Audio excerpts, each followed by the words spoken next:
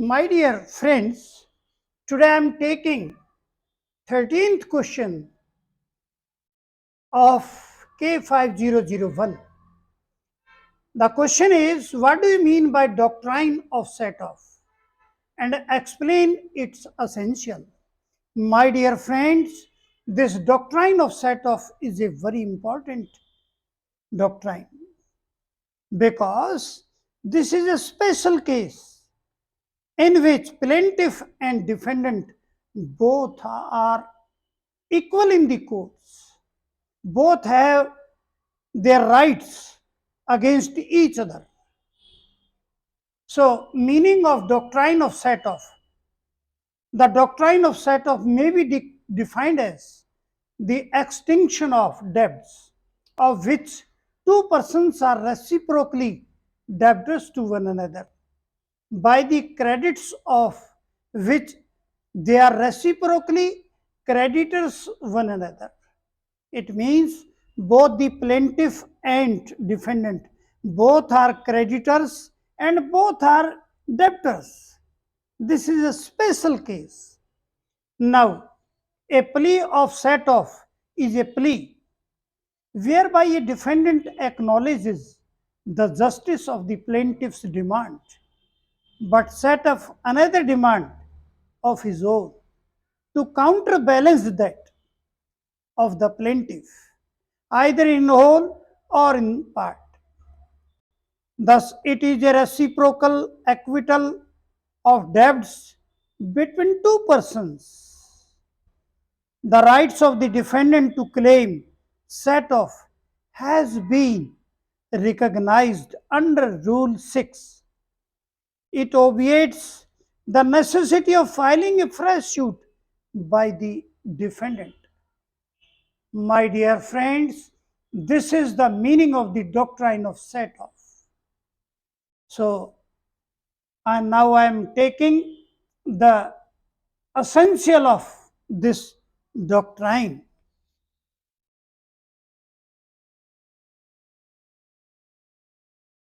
My dear friends, I am taking essential of set-off. A defendant may claim a set-off if the following conditions are satisfied.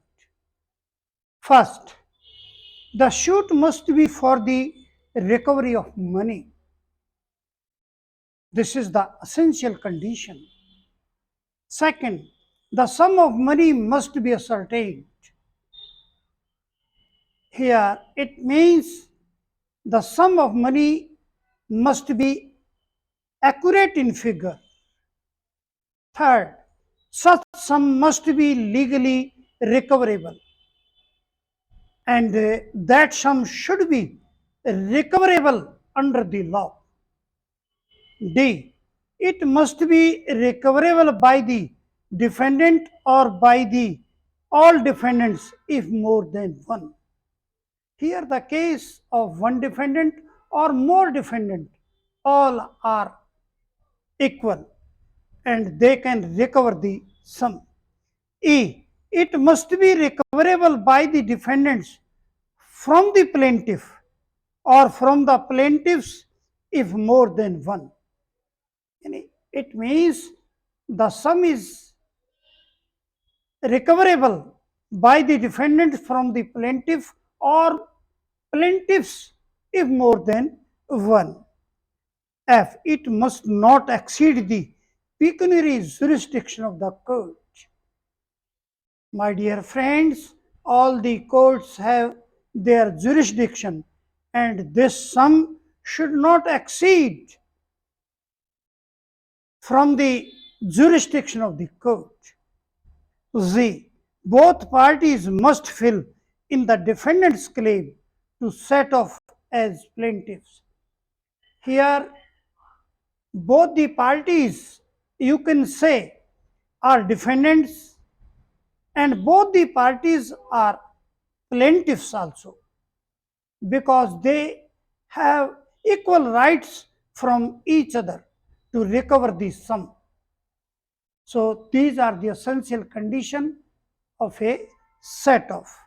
Now I'm going to take The doctrine of set off and its kinds. My dear friends, now the second question of doctrine of set off. What do you mean by the doctrine of set off and its kinds? And the meaning of doctrine of set off I have defined in first part. Now kinds of set off. Set off may be of two kinds. First legal and second equitable. There are two kinds of set off. Legal and equitable. Meaning of legal and equitable set off. It may be noted that the Rule 6 deals with the legal set off only. This Rule 6 deals only with legal set off only. It was allowed by the Court of Common Law in England. It is always in respect of an ascertained sum of money, a money which is accurate. There is no lump sum of money. This rule is only for ascertained. It means accurate sum of money. But there may be cases in which the defendant may be allowed a set off in respect of even an uncertain sum of money. This is the special case, my dear friends. A defendant may be allowed under unascertained sum of money in which the money is not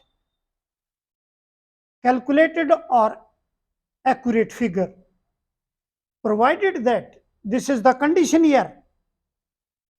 When the defendant in unascertained sum of money is allowed, this is the condition. What condition? Provided that both the cross demands arise out of one and the same transaction. It means the transaction must be same or are so connected in nature and circumstances. They can be looked upon as a part of one transaction. It means the transaction should be looked one. In such a case, it would be inequitable to drive the defendant to a separate suit. Order 20, Rule 19.3 of the Code recognize an equitable set off.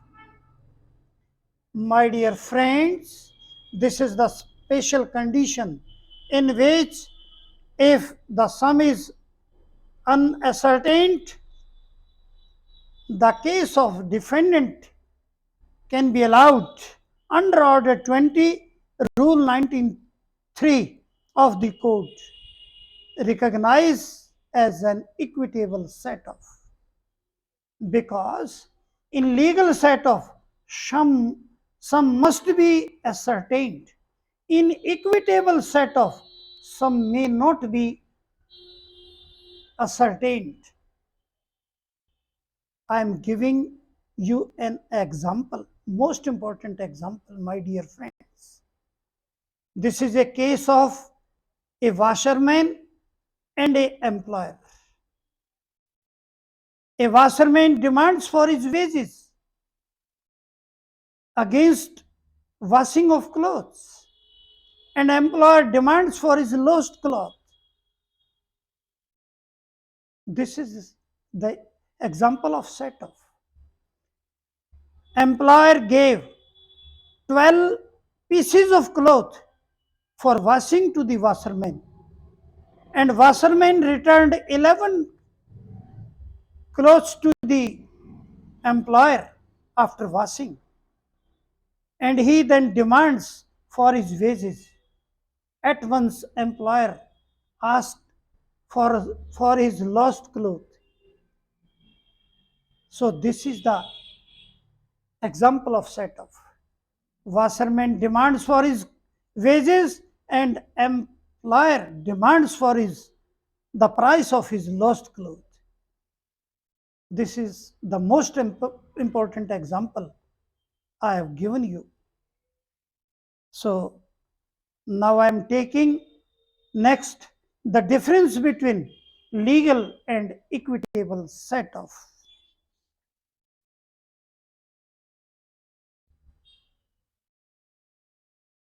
My dear friends, the difference between legal and equitable set off.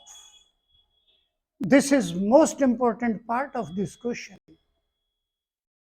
And from this question, legal set off and equitable set off are clear. First, 1 means I have taken first legal and then equitable. And 2 means first legal and then equitable. The difference is like in this manner. First, legal set off must be for an ascertained sum of money. Equitable set off may be allowed even for unascertained sum of money. In legal set off, sum should be ascertained, and in equitable, there is no need of sum must should be ascertained. It can be unascertained. Second, legal set off can be claimed as of right, and court is bound to entertain and adjudicate upon it. Here, in this second legal set off, the legal set off can be claimed as a right, and court is bound to adjudicate upon it. But in equitable set off, the court is not bound. It is on the discretionary power of the court. Court may refuse it to adjudicate upon it. Both are opposite. In third, legal set off, it is not necessary the cross demands arise out of the same transaction. In legal set off, there is a this is not the condition that the transaction should be same. But in equitable set off, when the cross demand arise out of this, in the equitable set off, cross demand should be out of the same transaction, and legal set off this is not the condition. Fourth, in a legal set off, it is necessary that the amount claimed as set off must be legally recoverable and must not be time barred. Amount should be recoverable. This is the condition, and be and not be time barred. There is no condition of the time. It means there is no limitation of time. And claim by equitable set off may be allowed even if it is time barred when there is a fiduciary relationship between the parties. When fiduciary relationship between the parties mean good relationship between the parties. If the relationship between the parties is quite good, then there is no need of a time bar. It can be taken up after the limitation. Fifth condition, this is a simple condition. Legal set off requires a court fee, but no court fee is required in case of equitable set off. My dear friends, fifth condition in both legal set off requires a court fees, but in equitable set off there is no need of court fees. My dear friends, these are the 5 points in which legal and equitable set off are defined in their respective differences. In first, ascertained, in equitable, there is no need of ascertained. Second, legal set off is a right and court is bound. In equitable, there is no claim There is no claim as a right, and it totally depends upon the discretion of the court, and court may refuse and adjudicate upon it.